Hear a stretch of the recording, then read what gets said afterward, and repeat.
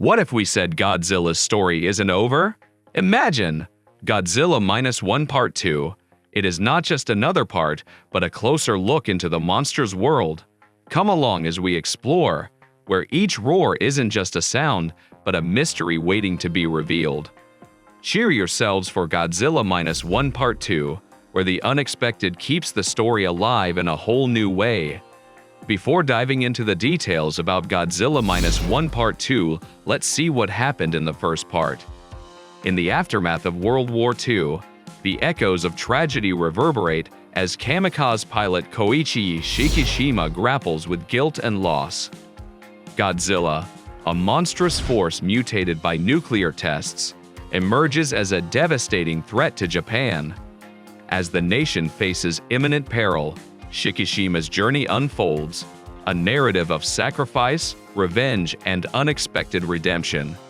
Shikishima, haunted by survivor's guilt, finds solace in supporting Noriko Oishi and an orphan baby, Akiko. Godzilla, fueled by nuclear empowerment, wreaks havoc, prompting a desperate attempt by Shikishima and his crew to stall its destructive path. The heavy cruiser Takao falls in the line of fire, and the monstrous creature continues its relentless assault on Japan. The devastation hits home for Shikishima when Godzilla targets Ginza, claiming tens of thousands of lives, including the presumed death of Noriko. Enraged and grief-stricken, Shikishima vows revenge against the colossal menace. Frustrated by governmental inaction, former naval engineer Kenji Noda devises a daring plan to sink Godzilla using Freon tanks, risking it all to save Japan. Amidst the chaos, Shikishima, fueled by a newfound purpose, recruits Tachibana for a suicide mission, flying into Godzilla's mouth to detonate explosive charges.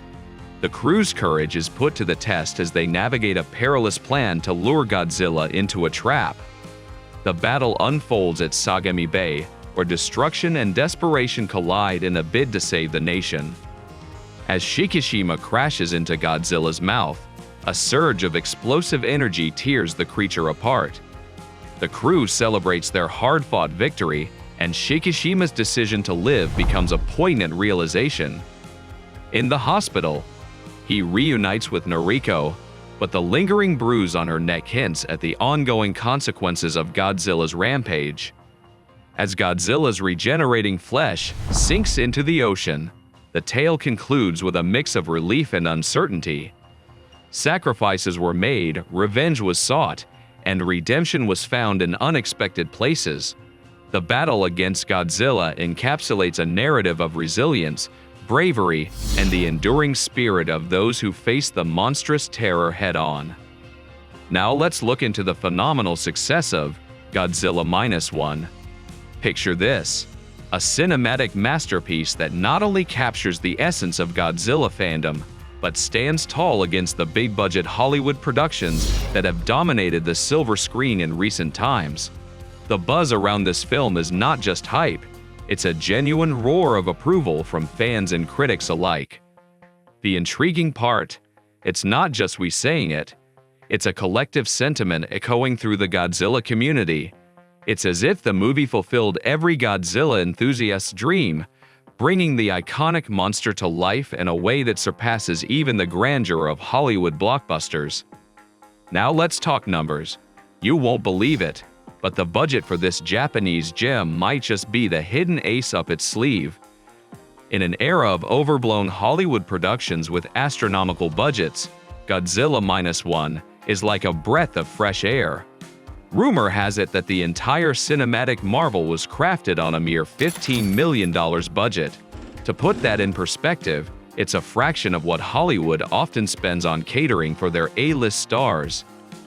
And here's the kicker: when someone dared to ask the director if the movie indeed operated on a $15 million budget, the response was a humble, "I wish it were that much."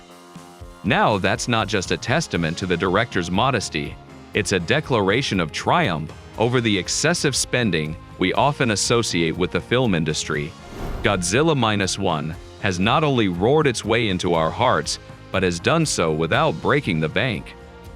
The first part of Godzilla Minus One premiered on October 18, 2023, in Japan, celebrating the franchise's 70th anniversary.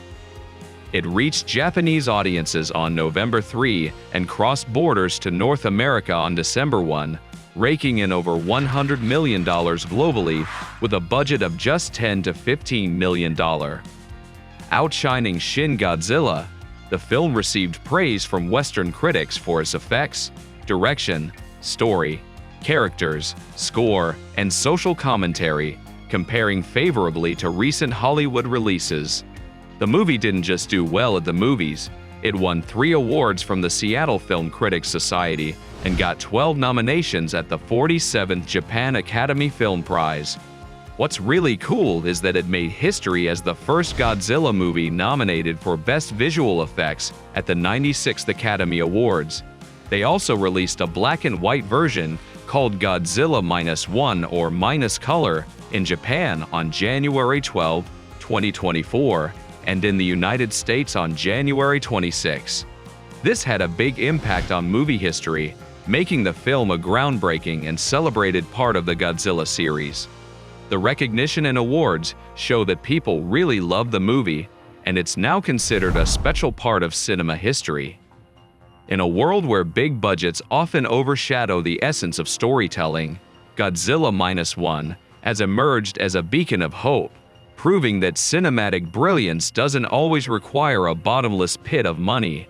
The success of this film not only speaks to the prowess of the creators, but also challenges the industry norm, prompting us to reconsider what truly makes a film remarkable.